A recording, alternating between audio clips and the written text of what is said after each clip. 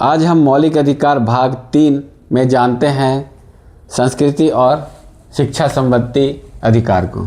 यह संविधान के अनुच्छेद 29 तथा 30 में इसका वर्णन किया गया है। संस्कृति और शिक्षा संबंधी अधिकार।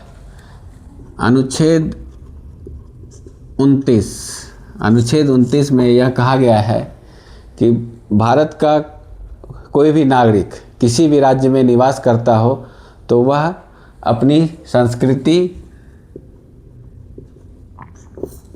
लिपि, भाषा को उसे बचाने का अधिकार है। अगर वह किसी राज्य में बस रहा है और वहाँ पे उसकी लिपि कम है या उसकी भाषा की संख्या कम है तो उसे बचाने का अधिकार है अनुच्छेद 29 के तहत। इसके तहत वह कहीं भी स्कूल खोल सकता है अपने लिए भाषा के आधार पे। जैसे सपोज कोई बंगाली है और वो जाके तमिलनाडु में बस गया है, वहाँ पे इनकी संख्या कम है तो वह भाषा के आधार पे अपनी भाषाई स्कूल वहाँ पे चला सकता है। ऐसा नहीं है अनुच्छेद 29 केवल अल्पसंख्यकों को ही केवल यह अधिकार नहीं है, इसमें बहुसंख्यक भी आते हैं। भारत का प्रत्येक नागरिक, चाहे वह अल्पसंख्यक हो चाहे वह बहुसंख्यक हो, उसे अपनी संस्कृति, लिपि, भाषा आदि को बचाने का अधिकार है। इसके तहत वह कोई उत्सव मना सकते हैं, भाषाई उत्सव, कोई भाषाई साहित्य चला सकते हैं, कोई भाषाई स्कूल खोल सकते हैं, यानी उन्हें इसे बचाने का अधिकार दिया गया है।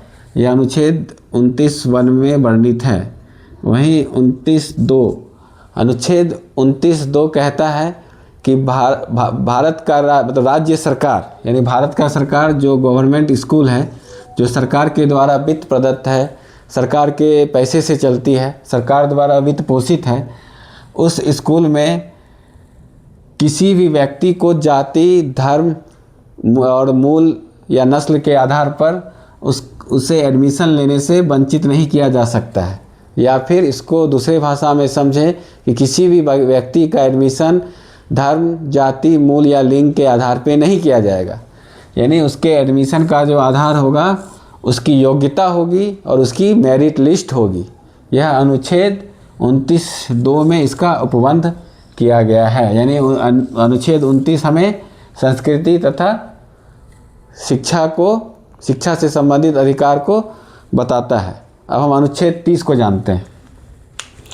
अनुच्छेद 30 अल्पसंख्यकों को विशेषाधिकार दिया गया है। अनुच्छेद 30 के तहत कोई भी नागरिक, भारत का कोई भी नागरिक जो भाषा के आधार पर अल्पसंख्यक हो या धर्म के आधार पर अल्पसंख्यक हो, ठीक है, भाषा के आधार पे या धर्म के आधार पे अगर वह अल्पसंख्यक है, अल्पसंख्यक सूची में है, तो उसे यह अधिकार है कि वह अपना कोई पसंद का स्कूल चला सकता है, खोल सकता है, जो उसकी पसंद का स्कूल है। जैसे कोई भाषा के आधार पे अल्पसंख्यक है, जैसे तमिल भाषा के आधार पे अगर अल्पसंख्यक है तो यह तमिल स्कूल खोल सकते हैं, उसे अपने अनुसार चला सकते हैं। उनका संचालन अर्थात उनके प्रशासन का अधिकार उनके पास स्वयं होगा। अगर कोई धर्म के आधार पर अल्पसंख्यक है, जैसे मुस्लिम, जैन, पारसी, ये सभी धर्म के आधार पर अल्पसंख्यक माने जाते हैं। इन लोगों को पूर्णतः अधिकार है कि वह अपना स्कूल खोल सकते हैं, उनका संचालन खुद कर सकते हैं, ठीक है। यह अनुच्छेद 30 में अल्पसंख्यकों को यह आज़ादी दी गई है कि अगर आप भाषा और धर्म के आधार पर अल्पसंख्यक हैं तो आप अपना स्कूल, अपनी संस्कृति को बचाने के लिए अपना स्कूल वगैरह चला सकते हैं। अनुच्छेद 30(1). वही अनुच्छेद 30(2) में वर्णित है कि राज्य सरकार जब भी किसी शिक्षण संस्थान के लिए धन का आवंटन करेगी या धन का वितरण करेगी तो ऐसे स्कूल के साथ कोई भी भेदभाव नहीं करेगा जो भाषा या धर्म के आधार पर चलाया जा रहा है। अर्थात सभी स्कूलों में उन्हें समान रूप से वित्त देना है, ठीक है। अनुच्छेद 30(2) कहता है कि कोई अल्पसंख्यक स्कूल है तो उसे भी सरकार धन का आवंटन करेगी, कोई भेदभाव नहीं करेगा। यही है अनुच्छेद 29 और 30 संस्कृति और शिक्षा संबंधी अधिकार। अब हम जानते हैं इसके आगे अनुच्छेद 31। अनुच्छेद 31 पहले था, अब नहीं है। इसमें संपत्ति का अधिकार था। आर्टिकल 31 में संपत्ति के अधिकार को हटा दिया गया। 1978 44वां संविधान संशोधन के द्वारा संपत्ति के अधिकार को हटाकर इसे कानूनी अधिकार में डाल दिया गया और इसे अनुच्छेद 301 के तहत भाग 12 में रख दिया गया, कानूनी अधिकार बना के। यानी संपत्ति के अधिकार पे अब आपका यह मौलिक अधिकार नहीं है। अगर सरकार को लगता है कि आपकी ज़मीन देश के काम आ सकती है, सपोज कोई हाईवे बन रहा है, वहाँ पे आपका ज़मीन है, सरकार अगर चाहे तो उसका अधिग्रहण कर सकता है। यह आप इस ज़मीन के टुकड़े के अधिकार को लेकर आप हाई कोर्ट सीधा सुप्रीम कोर्ट नहीं जा सकते हैं, क्योंकि अब कानूनी अधिकार बन गया है। कोर्ट जा सकते हैं आप, लेकिन सीधा हाई कोर्ट और सुप्रीम कोर्ट जाने का अधिकार जो मौलिक अधिकार के तहत पहले था, वहाँ आप नहीं जा सकते हैं।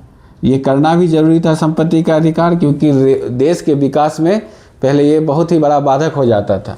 कोई हाईवे या रेल की पटरी जा रही है, यहाँ पे किसी का ज़मीन का टुकड़ा पड़ता था तो वो मुआवजा लेने के बाद भी देने को तैयार नहीं होता था। तो इस तरह से बहुत दिक्कत आते थे विकास के काम के लिए, है ना। तो सरकार चाहे तो इस ज़मीन का अधिग्रहण ज़बरदस्ती कर सकती है। इसके लिए चाहे तो आपको मुआवजा दे सकती है, नहीं भी दे सकती है।